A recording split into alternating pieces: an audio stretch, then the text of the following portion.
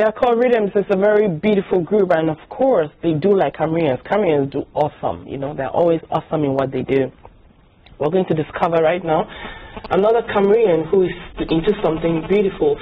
He started a football career for himself and had to stop because of injury, but that didn't stop his ambition at all, because he's now opened a football academy, and we're going to be discovering everything about that football academy, his personal ambitions and plans right away. Franklin Ganin, good morning. Good morning, Coach. How are you? I'm good, thank you. Very happy to have you here. The pleasure is of mine as well. As I started the program by saying to you, your talent is a gift from God, but what you do with that talent is your gift to yourself.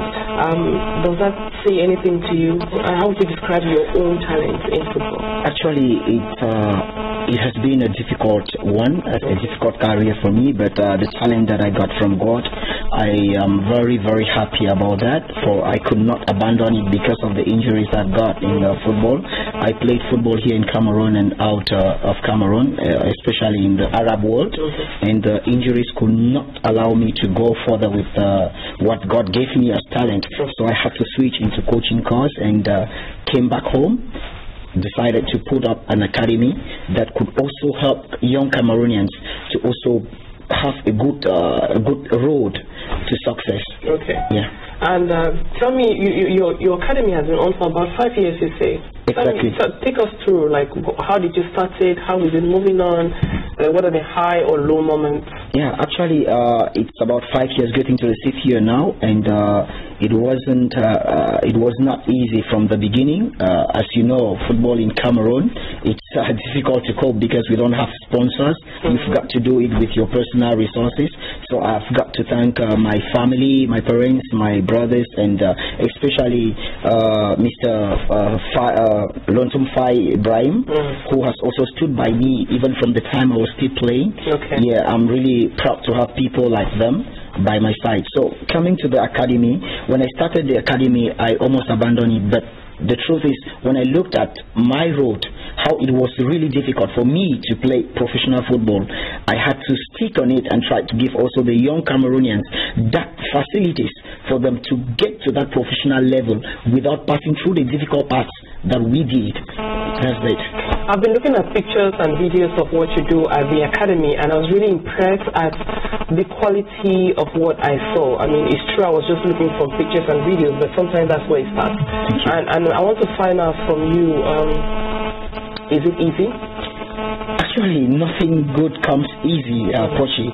It is very difficult, but you've got to love your job. You've got to love what you do. What are your challenges? Is it recruiting those children? Is it keeping them? Is it, I don't know, what are some of the difficulties? The difficulties we're facing is the training facilities and how to keep the kids, to motivate them, because Cameroonian footballers, especially the young ones, they are not motivated, so they abandon it so easily because they want to be like Samuel Eto'o in a day's time. They don't want to work more hard. They don't want to fight to get what they want. So it's difficult to give them that, to understand that it's a big challenge, that they've got to fight. They've got to fight every day till they get to the summit.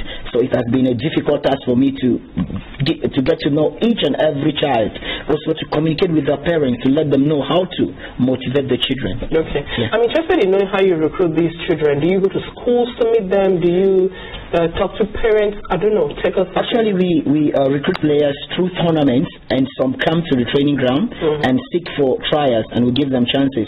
Also, when we go to play matches with some clubs, we get to find some good talent there as well. We have to contact the clubs and the family of the players to see if we can bring them to the academy, because we've got an ambition with the academies to give a lift to young Cameroonians, to really dream high, to really feel that they can be where the Samuel Eto'os, the Makun, the Abubakar are there right now. They can also be there, even more than that, because we've got real talent in Cameroon. We've got real talent in Africa, but the only problem we're facing is the motivation, the sponsors, how to keep the players into that field that they love and that talent that they've got. If someone were to ask you, what do you need to do it better? I think the most important thing that one needs to bring the kids, I think the best thing is someone who can guide me with advice, to tell me exactly what to do. We know that finance is the most difficult part in it, to get the finance to bring up people. But I think the most important thing in life is not about the finance. It's about how you go about it. Someone who can guide you to that channel, someone who can give you the right mentality, how to think and how to handle things, someone who sees your mistakes, that this way you're taking is the wrong one. It might take you longer to get to where you're going than now. I want you to speak to some young persons who could be watching us right now, and to imagine that you were in a school talking to a public of youth. What do you usually tell them when you have such opportunities? Yeah, I think the advice I give to the young players, it's first of all to love what they want, to take challenges. First of all, you have to build a project on your own. That project that you built on your own, you have to work on it. Like someone like me, before leaving the country, I had to put principles that would take me to where I am today. And those principles, they were hard tasks. First of all, my main objective was to be a legend. And to be a legend, I had to set a goal. And I set that goal, I have to love it. So I'm working on that, and I'm patient. And if you want to succeed, you must prove the world wrong. So I'm fighting to prove the world wrong, to prove them that we can make it in any situation. Yeah, we can make it. Thank you so much, Franklin Darling, for coming on Cameroon Feeling. Thank you. We wish you a wonderful day, and we hope that you'll be back here sometime next year to tell us how you're moving forward, and more probably to share with us some success stories. Thank you. I will. That you might have come across. Now, though, let's talk about hands-on. It's a slot on this program, and today we want to tease you a bit. Like if I told you about car, tire, and puncture, do you see a picture?